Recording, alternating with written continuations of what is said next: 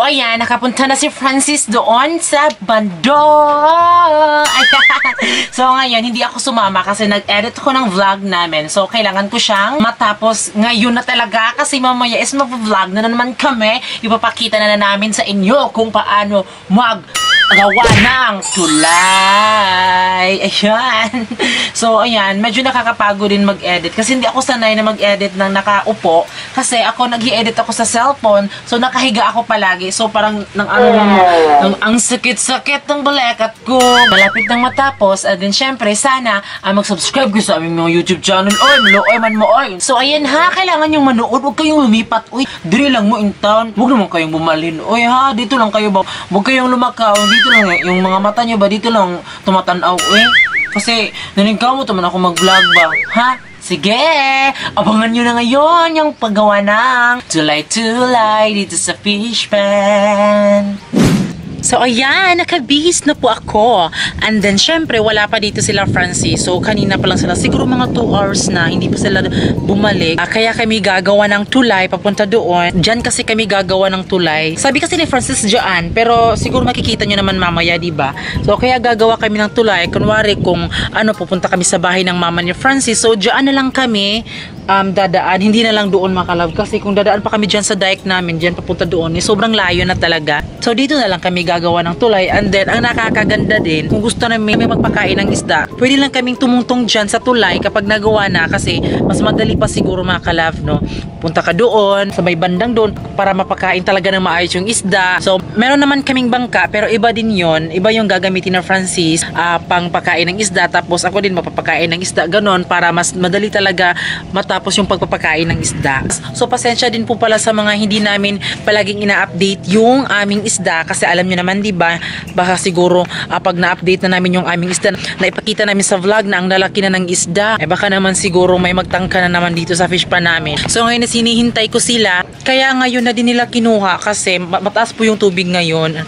Kahapon kasi hindi siya pwede kasi hindi mataas yung tubig. So ayan, andito na po sila Francis. Ayan, so titingnan natin sila kung gaano talaga kahirap maglipat ng kawayan na papunta dito sa fish pan. Ayun na po, ayun mga kalab, na sila, na-stuck sila doon kasi yung nipa is nakaharang kasi siya, kaya nahirapan sila na-stuck sila doon. Yan. Ayun yung kawayan nila mga kalab, sobrang dami ng kanilang kawayan.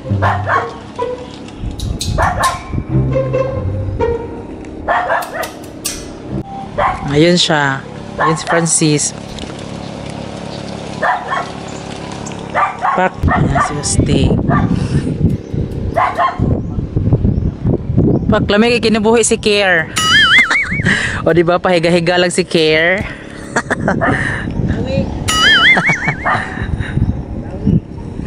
So ayan, kakadating lang nila.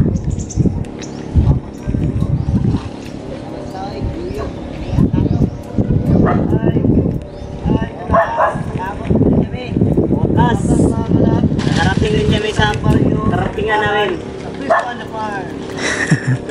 Tupol. Lagel. Basta ka ayaw. Hindi ka balik suda. Hindi ka hapit ng tusok.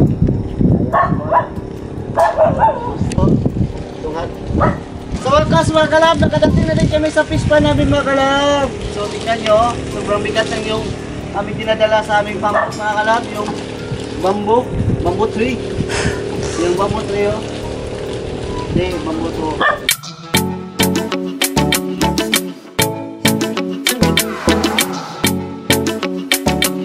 So ayan mga kalab, lilipat na namin tong bamboo tree doon sa aming dike sa fish pan. So tignan nyo lang mga kalab. At siyempre kasama ko yung utol ko.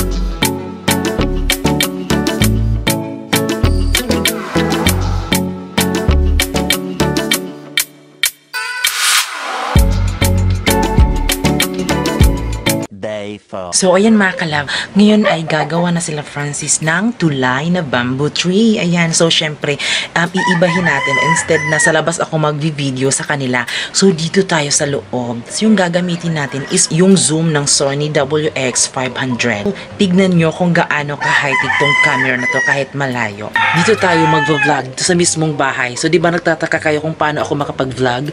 Madali lang yan. Di ba nakikita yung mga ganito mga kalab, ganyan-ganyan. So, dito tayo sisilip. Like ganito mga kalab, oh. Tingnan nyo kung gaano talaga ka-clear yung Sony WX500 kapag zino-zoom na siya. So, ayan, ganyan kalayo sila. So, tatry natin i-zoom yan. Ayan, so ganyan tayo mag-vlog ngayon mga kalab, no? Zoom lang yung gagamitin natin. Ayan, di ba na-zoom na? So, dito lang tayo sa loob ng bahay mga kalab, mag-vlog sa kanila. Ayan, so, ganyan lang natin mga kalab. Ba, sobrang zoom. Tapos, ito po yung layo mga kalab. Ayan, napakalayo po. Kung saang part sila na nandun. So, ako na yung magdidesisyon kung saan bang butas ko itatapat yung camera para ma-zoom ko yung camera at para clear yung pagkuha nila. Maghanap tayo ng parang ganito mga kalab, diba? Yung pwede kang sumilip, ganon. So, itatry natin na i-zoom ito habang nagva-vlog tayo. I-zoom natin papunta ila Francis. So, yan. So, itatapat lang muna natin. Tapos, ayun si Francis. Tapos, i-zoom natin. Ayan. O, diba? Oh, 'di ba? Oh, ganyan tayo mag-vlog ngayon mga kalab. Tapos ibalik na naman natin, ganyan. Oh, 'di ba? Yan yung gagawin natin ngayon. So ayan, start na tayo ha para mas maging challenge yung ating pag-vlog ngayon.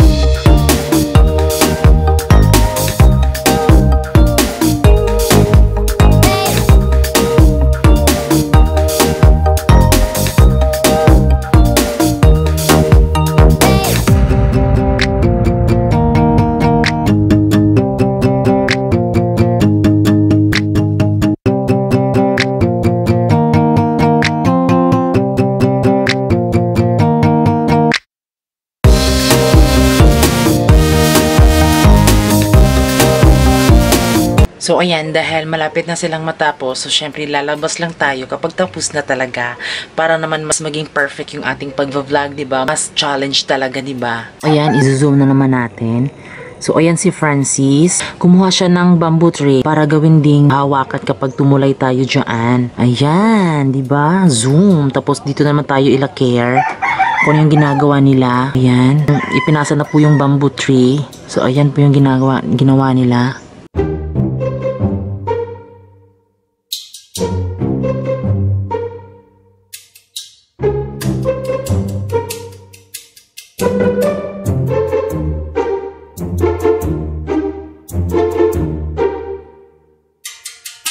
So, pinuputol po ni Francis yung mga lubid para yun po yung itatali sa mga bamboo tree para mas maging strong po yung bamboo tree.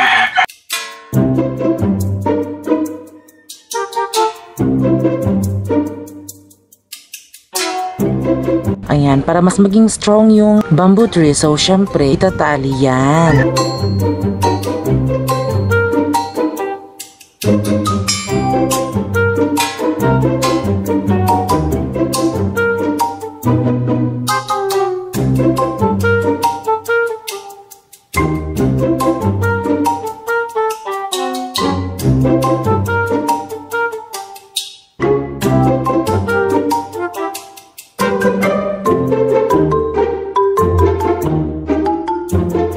Ayan, tinatali na po nila care yung bamboo tree. Ayan. Tapos, kapag natali niya, tsaka na din papakuin. Mas inuna pa po nila care na itatali yung bamboo para naman ma-estimate nila kung gaano ba kataas, ganon.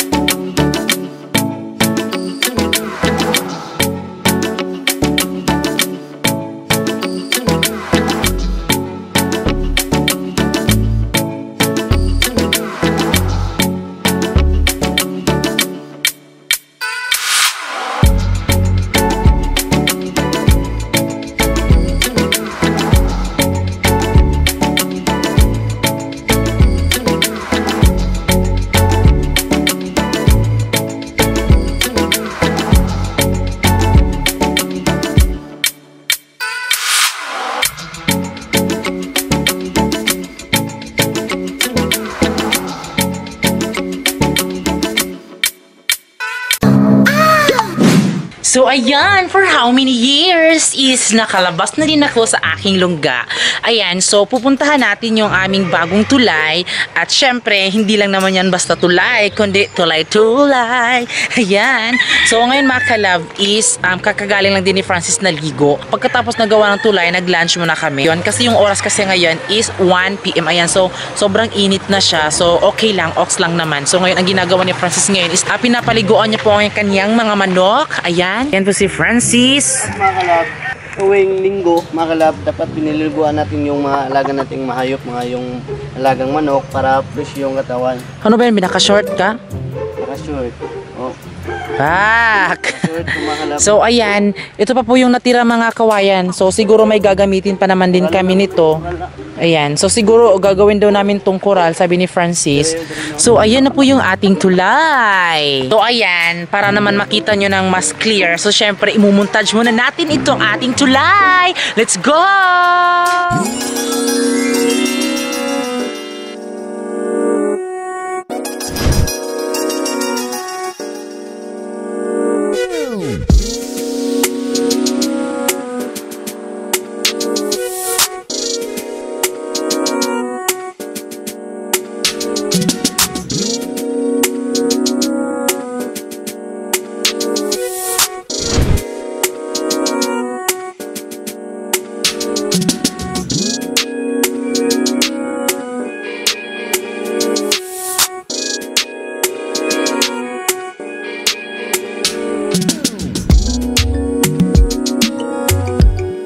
So ayan mga kalab, andito na kami sa aming tulay. Ayan, so kakagawa lang. Andun syempre, super worth it talaga yung binili naming mga bamboo tree. Ayan, so ito naman talaga yung rason kung bakit ginawa yung tulay dito sa aming fish pond. Dahil kunwari, kung gusto naming magpakain ng isda, like ganito, sige magpakain ka ng isda, be.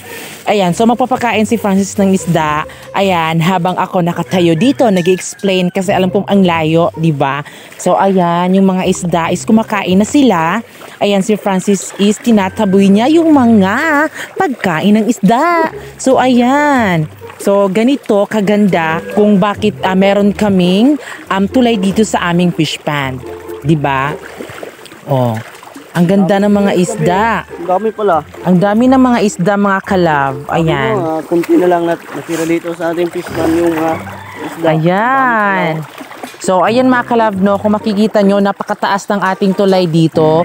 So, ayan, kung gusto naming pumunta doon sa bahay ng mama ni Francis, so syempre dadaan lang kami dito papunta doon. Ayan. So, ayan, nagpapakain na po si Francis ng isda. So, ayan, tignan nyo po kung gaano po kadami yung aming isda ngayon. Ayan, yung ating mga bangos. O, diba? Ang dami nila mga kalab. So, thank you Lord dahil meron pang natitirang mga isda dito. Sana, hindi sana nakawin ng mga pumupunta dito sa aming fish pond. Ayan, kasi palagi na lang kami nabibiktima. Wow, meron tayong white na. Wala, ang ganda naman yan, B. Wala, pwede siyang panglagay ng aquarium mga kalab. Ayan, diba? O, diba? Ang dami nila mga kalab. Ano wala? Ito dito. Oh, ang ganda nila mga kalab. So ayan, maraming salamat po sa lahat po ng tumulong. Like, nag-subscribe, nag-view, at syempre, nanonood ng aming vlogs at sa mga nag-share. Ayan. Yes, maraming salamat sa inyo, diba? mga So maraming salamat dahil nakabili kami ng kawayan. Yes. So kayo po ang rason kung bakit meron ho kaming nagawang tulay dito, kasi kung hindi kayo nanood, hindi kami magkakaroon ng tulay dito, di ba? Yes. Kasi habang nanood lang kayo is magkakaroon na din kami ng gantimpala. Ayan, sa pinaghihirapan namin, at maraming salamat talaga sa lahat ng tumulong sa amin. So di ba? Support sa amin mga kalab. Maraming So salamat. napakaganda po ng aming tulay dito. Ayan. Yes, O di ba? Wow, meron na kaming tulay dito. Yung pagbablog ko kanina sa bahay is yun talaga yung challenge na gusto ko, which is magbablog. Habang gumagawa ng tulay makalab is nasa bahay lang ako at itatry natin yung Zoom. Kasi marami kasing nagsasabi na hindi daw maganda yung Sony WX500. Ayan, so ito na po yung katibayan na mas maganda po siya, lalong-lalo na po sa pag-zoom. Ayan, so napakaganda po ng Sony camera. Ayan. Yes, pati mukha namin maganda din. So ayan mga ka-love, bago kami aalis no, so syempre shoutout natin yung ating mga ka-love fans kasi palagi silang nagpapa-shoutout. So syempre sa mga hindi ko na shoutout nung nakaraan kasi sa sobrang dami hindi ko na nakaya. So shoutout kay Kinit Enriquez Aranes, Zindaya Shane, Raymond Patigdas Celestra, Siha Domingo Nolecra, Yang Ichavis, Lex Marquena Mangaring, G. Sara, Arlon Castillo, Welma Solicap, Oknar Fonin, Rain Strong, Jenali Basilis, Joy Galano, Cuvedo Quarantino, at syempre kay Ralph Cortez. Ayan, sa aking cousin si Ralph. Ayan, hi sa'yo Ralph Cortez. Ayan. So ayan mga ka-love, maraming salamat po sa lahat ng nanood dito sa aming paggawa ng fish pan. And then syempre pasensya kung hindi ako tumulong. Maraming salamat sa inyo lahat mga ka-love. Yes, dahil kung wala kayo, wala din kami mga ka-love. Yes, ayan. Maraming salamat po sa lahat ng nag-subscribe. And then syempre kung bago kayo aalis, don't forget to subscribe our YouTube channel. At kami ang Family Love Team na nagsasabing dapat love lang. Ay masakitan ra ka, tinud-an ay nga gugmaan, damna ko nga hatagan ka. Hanggang taon diha dudong, sa iyahang ay napaglaom. Naara ko apan ako lang gihilom, ayaw sa